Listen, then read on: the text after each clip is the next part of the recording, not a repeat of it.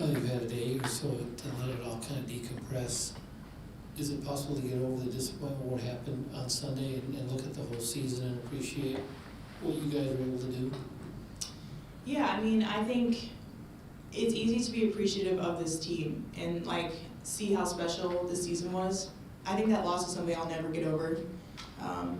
You know, to have it in that way where it just feels super unjust. I don't think that's something that I'll be able to get over. It's different if you feel like you lose a game. But it's really easy to like love this team. I mean, we got back yesterday, we had all of our medical, and still we were like, let's go to one last dinner together because we'll never be the same group again. So this team is just really close, and I'm so proud of everything we did this year, and we're so close to getting our goals. So yeah, it's a really tough ending. All 5 starters are under contract for next year, so that's good. But like you said, you'll never be this particular group again because there'll be changes. Can you just talk about what it'll take to maintain the kind of chemistry you built this year going forward? Because obviously it starts with you. Yeah, I think having the majority of us back in all 5 starters is a huge step towards that. And the culture starts with us. We're the majority. We've been here the longest. So bringing that in with any new people we have, just really bringing them under our fold. We have such a solid foundation. So making sure that stays. We see what happens when you have, you know, a team that's as close as that. So making sure that we cultivate that for next year. And the last one for me is, you talk about the injustice of Game 5 and how it won't relieve you. Can it also be a motivating factor to take the next step? I mean, it motivates me to never try to have the game that close again where it could be decided by whoever it was decided by. So, yeah. Fia, I've been asking everyone just, playing in Target Center, you've been here for a while. What was it like playing this season in front of the sellout crowds, athletes of different sports coming out to support, and just kind of lighting that fire in the city? Could you just speak to what that was like?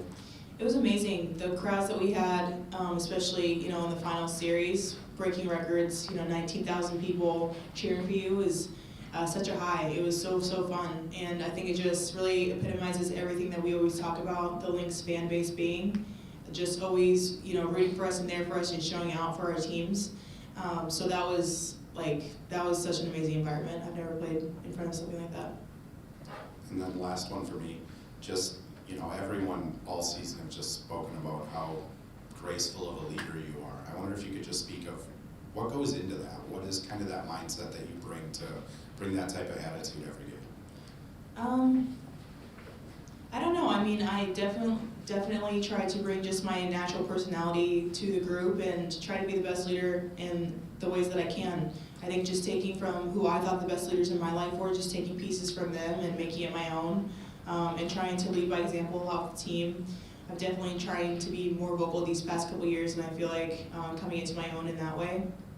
And this was such an easy group. I mean, to be able to have so many people who are so coachable and everyone is down for the same goal. It doesn't matter who gets the recognition. It doesn't matter, we had multiple people have game winners throughout this entire season. Everyone's equally happy for, the success of one is success for all. And that's truly our mindset. So, yeah, I just try to kind of bring that.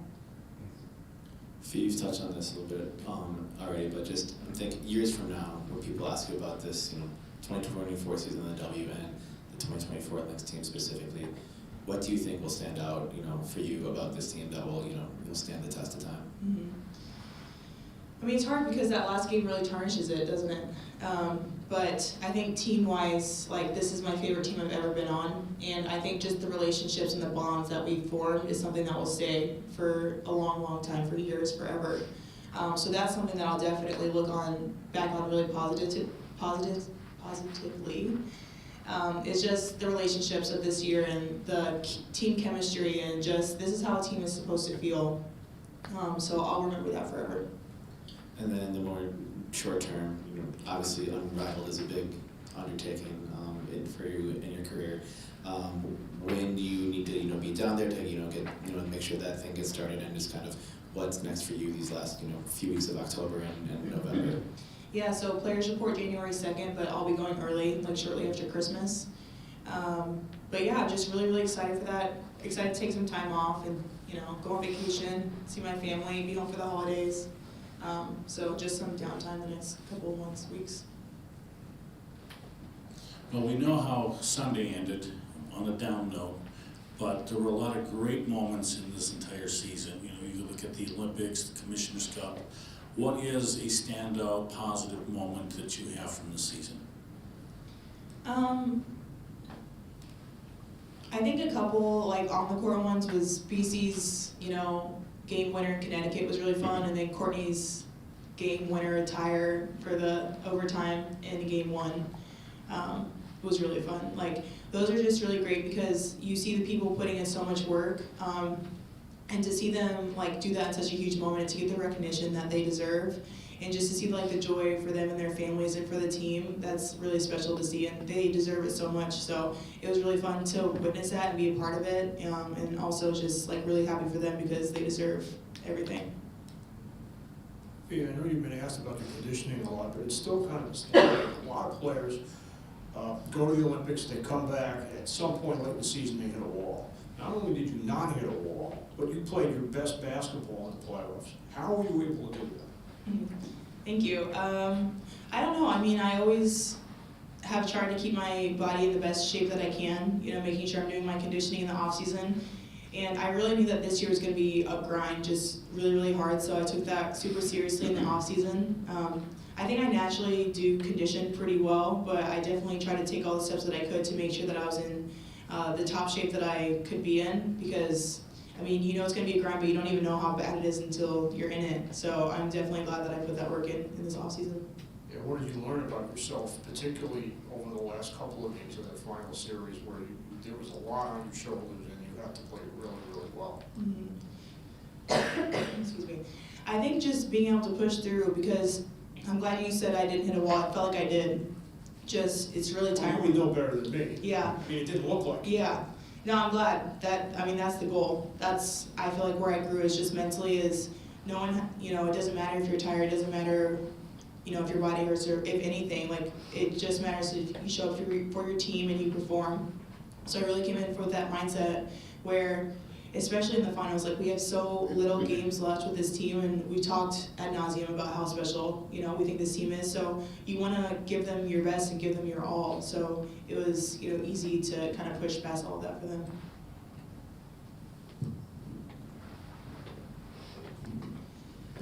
Sorry, ask me in a second.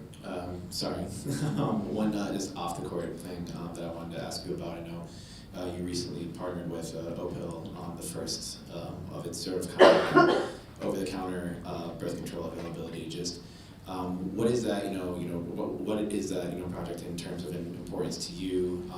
How did you get connected with them? And just what is the message with partnering them, and the goal for that partnership for you? Mm-hmm. Yeah, that's something I'm really excited for. I think just like our goals are so aligned, and they're what they stand for. I just so believe in just making sure that women are up to date on what their options are. They know that they have something that's affordable, that's accessible, that you can get, that you don't have to talk to a doctor about, especially now when healthcare is like not accessible for everybody.